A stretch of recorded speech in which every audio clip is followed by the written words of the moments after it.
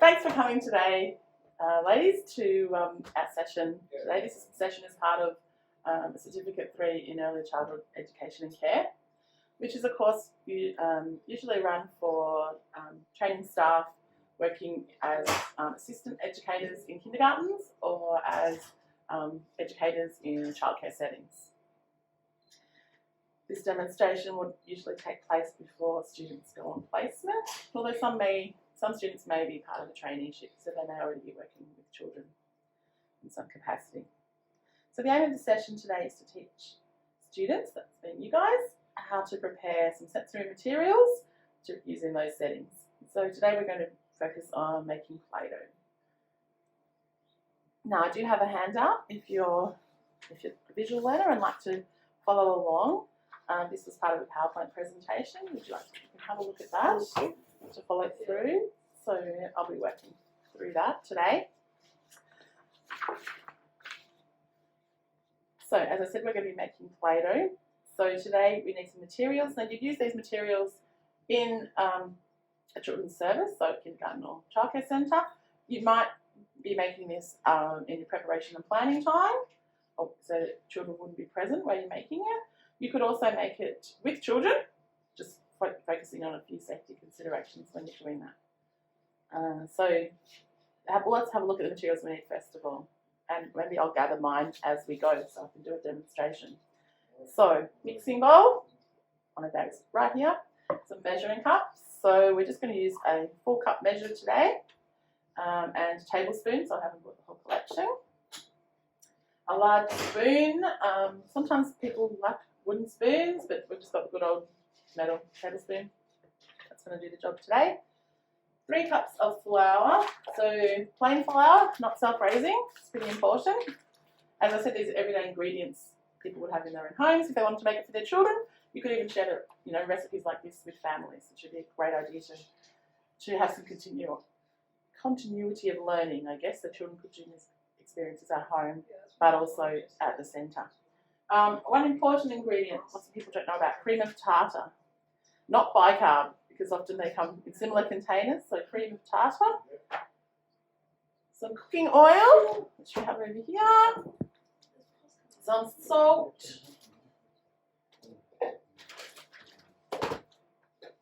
And some children actually, eat the Play-Doh when you've made it, but they find it very salty. So most don't eat it, thank goodness. But they're all edible ingredients. In saying that, we wouldn't encourage it. 1 cup of warm water. So I've just boiled the kettle, so we'll use relatively hot water. And some food colouring. So today I have blue, yellow, and red, but you could make your own combination. Often centres will have larger bottles with a whole variety of about 10, possibly 10 different food dyes. But you can also use other things to, I was going to say flavour, that's not the right word, but to add scents or different colours. So I've used actually coffee before, or hot chocolate, or cocoa, and you can also add different scents. So if you add lavender oil, eucalyptus oil, lemon essence, a whole range of things to change it up a bit. But today we'll just use the basic recipe. So before I go any further, I've made one here. So have a feel. Maybe we'll break it in half. This is actually half of the recipe that we're going to make today, so you can have a play with that while I'm going to talk. Just have a feel of it.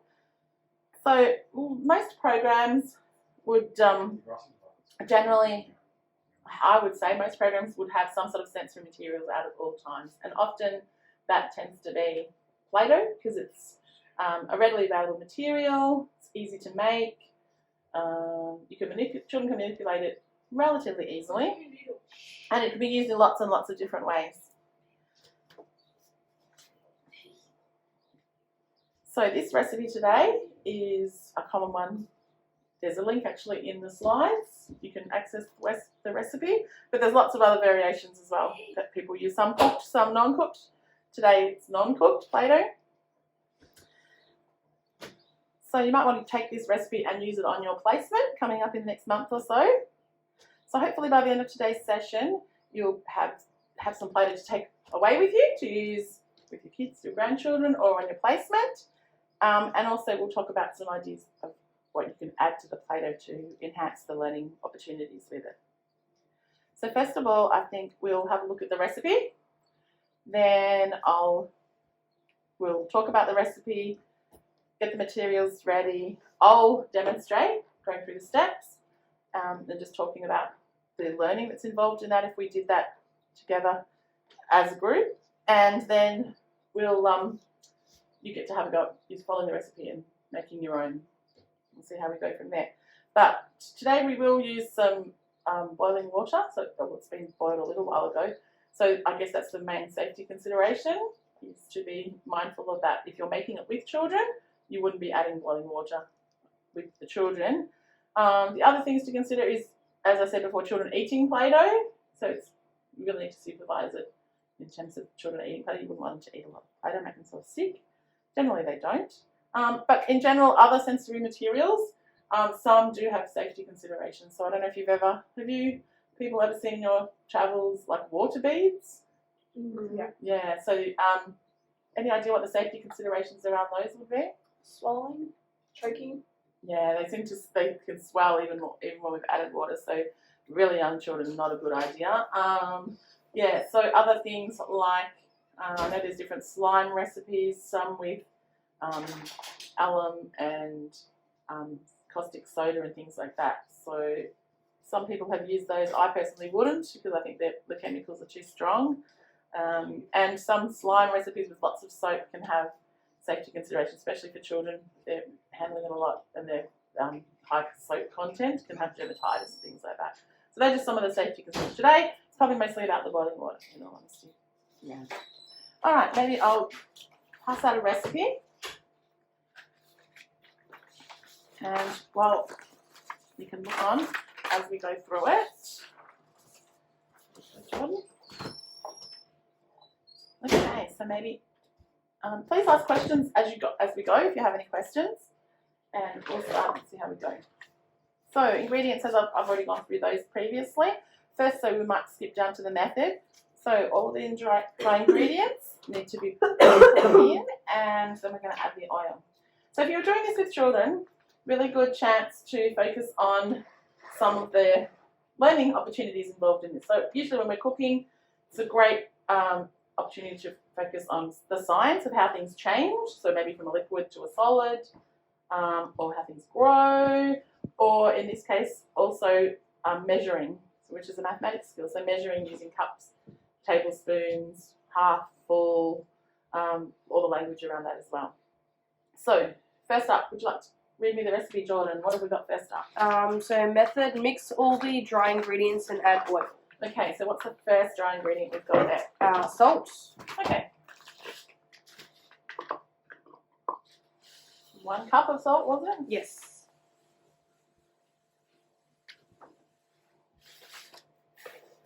And then 3 cups of plain flour.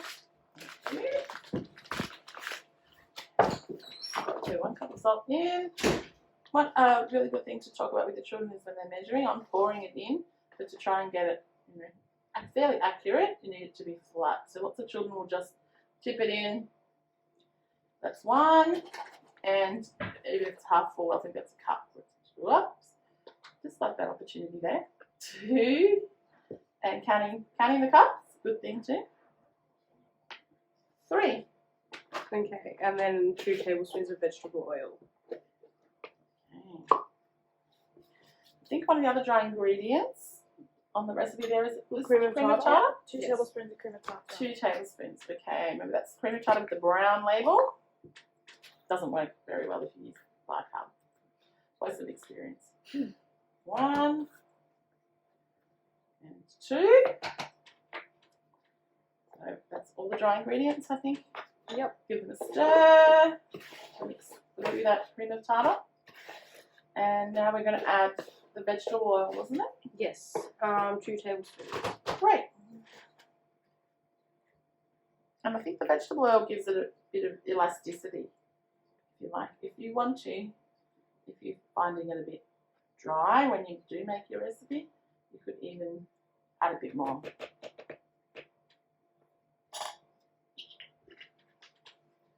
Okay, so we must be down to the water and the food colouring. Yep. Add the food colouring to the water. Okay, so for this recipe, it's telling us we need 1 cup of warm water. Now, here's another opportunity to talk to the children if you're making it with them. Our measuring jug here, and I've just highlighted the 250 mils, which is 1 cup. So you could talk about that this cup measure is the same as what's there. They wouldn't think so, probably.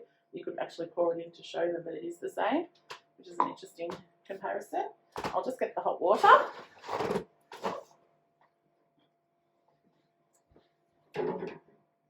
Now, because we're adults today, I think we'll be fine using the hot water. As I said, if I was doing it with children, I would add that. I wouldn't measure it out and add it right in front of them. So 250 mils. Great. Good idea to hold it over the bowl in case we spill something. Okay, and let's see what colour would we like today. Let's go with some blue. Just a few drops. If you want it bright blue, a few more drops. That's a lot of blue. That is a lot of blue. Let's see what it turns out like when we add it to the Play-Doh. I guess that would be another good opportunity for colour mixing if you wanted to do colour mixing as well. Absolutely. Yeah, that's true. Like we could do that today, couldn't we? If we added the yellow to talk to the children about what colour it would change to. Good one, Ella. Okay, next. You want to keep reading, Jordan? You happy to do that? Slowly add the water, Okay, here goes. mixing with a wooden spoon until desired consistency is reached. Yeah, so here's when we talk to the children, if you have a book. Still in a powder form, if you like. And then this is a liquid, so this is where the science goes in. Pouring that in. Can you see what's happening? Blue in there. So stirring and mixing as you go. I tend to just leave a little bit to see if I've got enough liquid or not, but usually I end up using that and maybe even a bit more. So you can see as it's stirring, the colour moving through.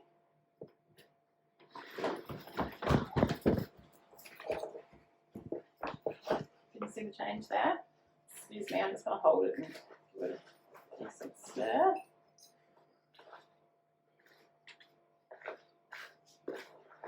We need a bit more liquid. I think it's going to be very bright blue actually.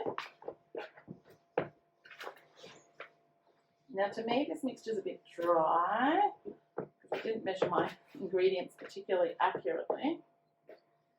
So I might just add, can you see that? It's still a bit crumbly. So I might just add a little bit more water. Let's see what happens. And if you do the opposite and make it a bit too runny, then you can always add a little bit more.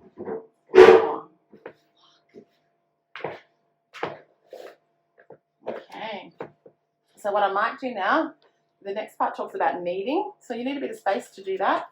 So let's just clear the decks for a moment. And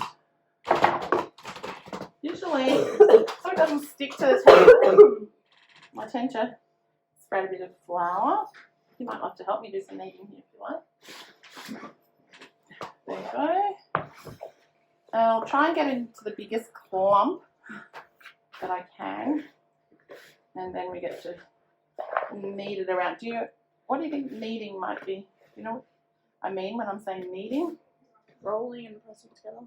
Yeah, I'm really pushing it to solidify the ingredients.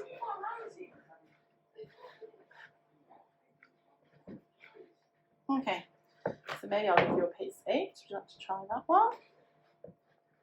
There you go.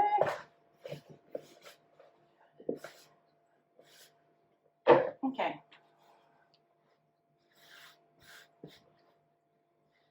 If it's a bit crumbly, we could always add a tiny bit more moisture if we need to.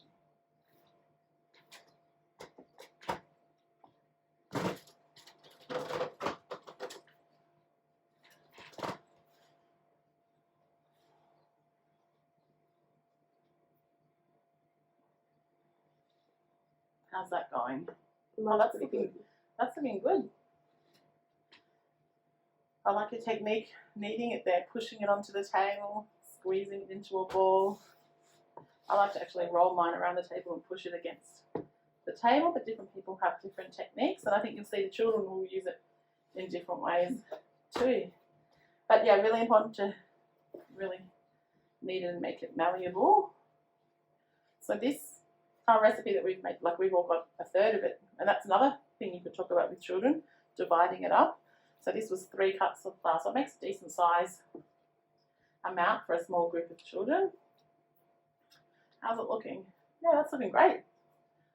Excellent. Maybe we'll share all this at the end of the day. That's another thing I often present. You can present playdough in different ways, but I like to present it myself in a child-sized sort of ball. This maybe a bit smaller portion for each child.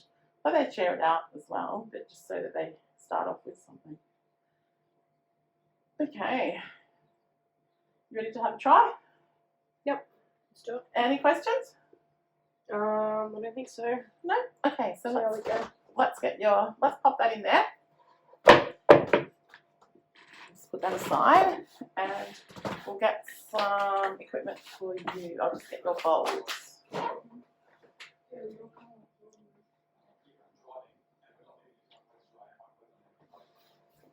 Oh, these silver balls. Thanks, Jordan.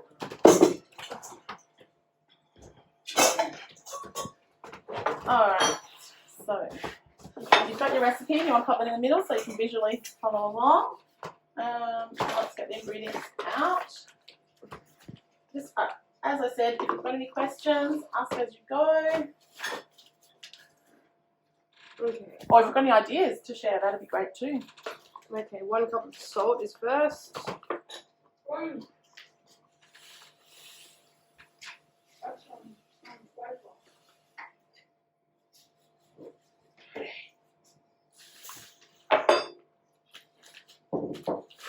Turns. Yep. And then 3 cups of plain flour. Oh, thank you.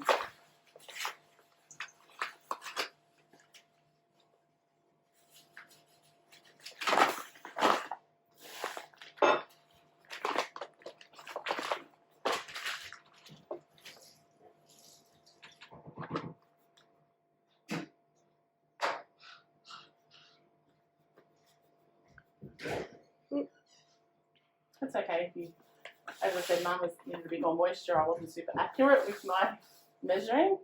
If you wanted to be, you could talk to the children about that, about using a spoon, you know, to make it flat. If it was something that you thought should be measured exactly. Another way you could do it with kids, I feel like, is if you had like a separate bowl and they could scoop it themselves and see how much they're getting in their cup each time. True. So you'd put the plain flour instead of in the packet. You'd have it more accessible for the children. Yeah. That's Or they could use a smaller spoon to. Okay. No, we have to add the vegetable. Oh, vegetable oil. Yep. That'd be easier if we tag team. I'll hold it for you. Okay. So 2 tablespoons.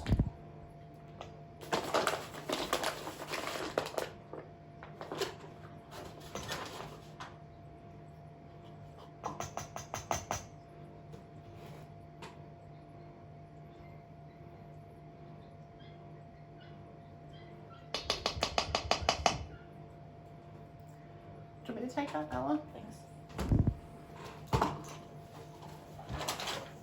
Okay, I think you might be down to the colour choice. Yep. What colour you want? I think I'm going to mix blue and red to make purple. Purple.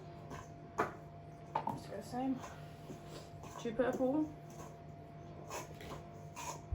Okay, so So this will be an interesting learning experience about how much red and how much purple to use to mix how much red and how much blue to make the right colour purple. okay, how much water? 150 mils of warm water. Actually 250. Oh, 250, sorry.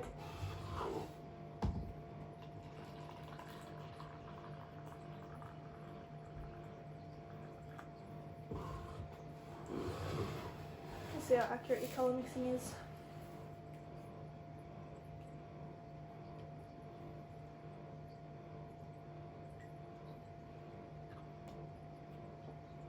talking to the children about how it swirls around. I think it's really interesting how it moves. How the colours, starts off in one blob, so to speak, and disperses within the water.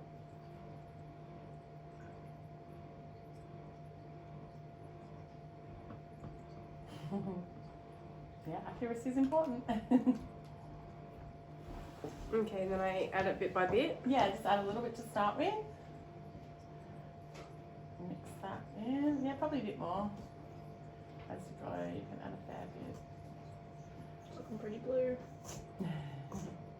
If it's looking too blue, you could actually still add some red. It's easiest to add it to the liquid. Okay. Would you like to do that? Yes, please. You can actually add colours at the end. Like you could actually make plain natural coloured Play-Doh and add colours later, but it takes a long time to actually knead the colours through. So it's much easier to add it to the liquid as you go.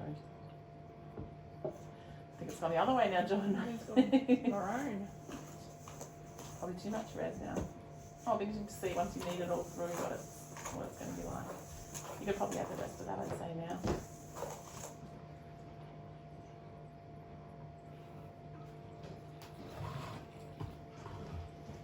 Did you want to use this measuring cup, Alan? I'll use it. Can you use that?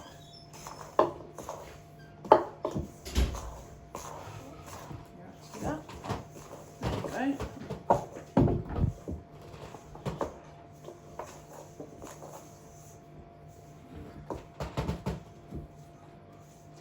Okay, so yeah, using the back of that spoon, pushing it around. I think that's why often people like to use a wooden spoon. It has a bigger size to do that. I personally like to get messy and get my hands in it. I might do a red Play-Doh actually.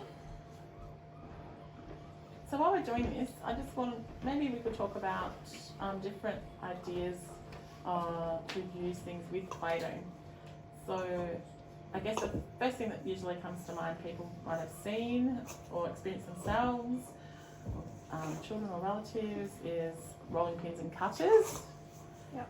I actually, as much as, yes, that's a great experience and it's a two-step process, like rolling, do you want me to hold that? Rolling the Play-Doh and then using the cutters. I actually think that that's fairly structured because it's not super open-ended. Like if you've got a heart cutter, it's going to be, you're going to make a heart. Okay. So as much as children, like the other day we did have cutters out and I think I added 4 cups instead of 3. oh no, I think it will be okay. The children made gingerbread men and then took them to the home corner and cooked them and baked them, and they used wishing stones to make buttons and things. So it was an extended play experience, definitely. But I find adding open-ended materials, so things like wishing stones or sticks or matchsticks, icicle sticks, anything that children can use their imaginations to pretend with, play with, make monsters in their Play-Doh. Have you seen anything particular that different than what I'm talking about? Do you understand? Do you sort of get the idea? Understand. Yeah. So they can create something like individual instead of following. It's more imaginative than Yeah. just Yeah. a black and white, use this for this. Absolutely, absolutely. Although parents will often say that they think that if they're at the centre, that, oh, where's the cutters? Where's the rolling pins? That the parents will actually ask for them because they're not used to the open-ended materials so much. Do you want some more? Yeah, I think I'll leave that bit out because I think I added too much flour. Oh, I see what you mean. I thought you'd added, yes. Miscounted. That's okay, it's all part of the problem solving. You ready to start kneading by the looks of it? Yeah. What do you need, Ella? I'll move this for you.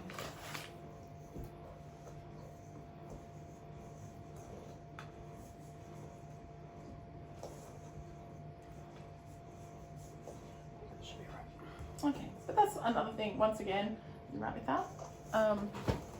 Once again, that's part of the process, isn't it, of trial and error, and sometimes, yeah, the recipe we did, you make a mistake, but that's okay. How can you move on from that? How can you use that in a different way. And often you learn new things when things go wrong. I think it's really important for children to learn that it's not Not the end there's of the no world. it's not the end of the world. There's no right and wrong. Learning, continues on in different forms. You might want to tip that onto the. I might need some more water first. It's very. No worries. It's pour a little bit in. So the recipe is actually on a different recipe. As I said, there's lots of recipes. It's on the cream of tartar packet, and this one actually talks about cooking the Play-Doh. So mixing all ingredients in a saucepan and stirring over medium heat for 3 to 5 minutes until the mixture congeals or changes to a solid, I guess. And I think the thing with that is, the children can't be as involved if you're going to make it with the children. Although the heat, hopefully using the warm water or the boiling water helps a bit with the heat. You might have a bit too much flour there, Jordan. It was very wet. Okay, so to see what that purple is going to look like. I think it's blue and purple now.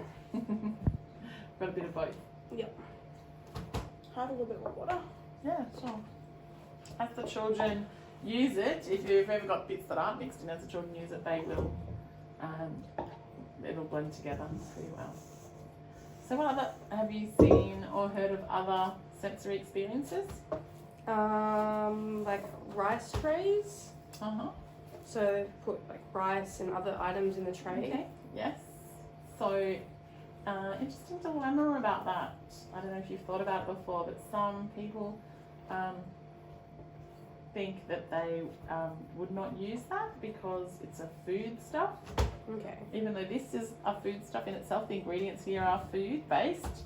But some people feel that because it looks like rice, that children may consider it food, and there's a theory thought that we actually don't want children playing with food, we want food to eat. And the other part of that is that in lots of parts of the world that rice is a staple food for people who don't have a lot of food. And for us here in Australia to be playing with that is disrespectful to that culture, I guess, and people who don't have much food. So yeah, it's just something to consider. Different people have different thoughts on it. Yeah, something to think about.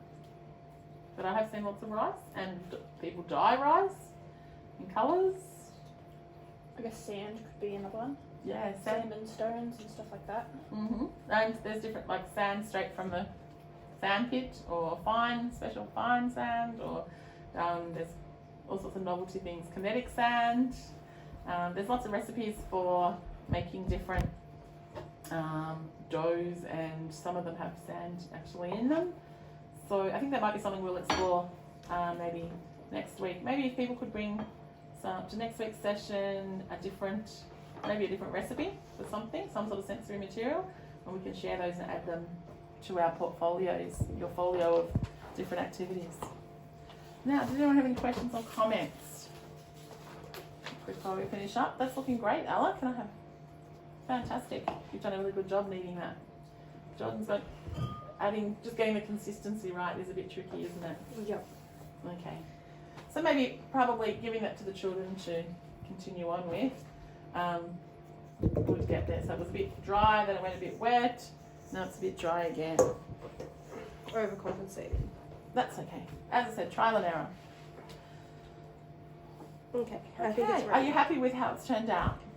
I'm pretty happy. Nearly, I would say, Jordan. A bit more work, you should be happy. Yeah, a bit more muscle.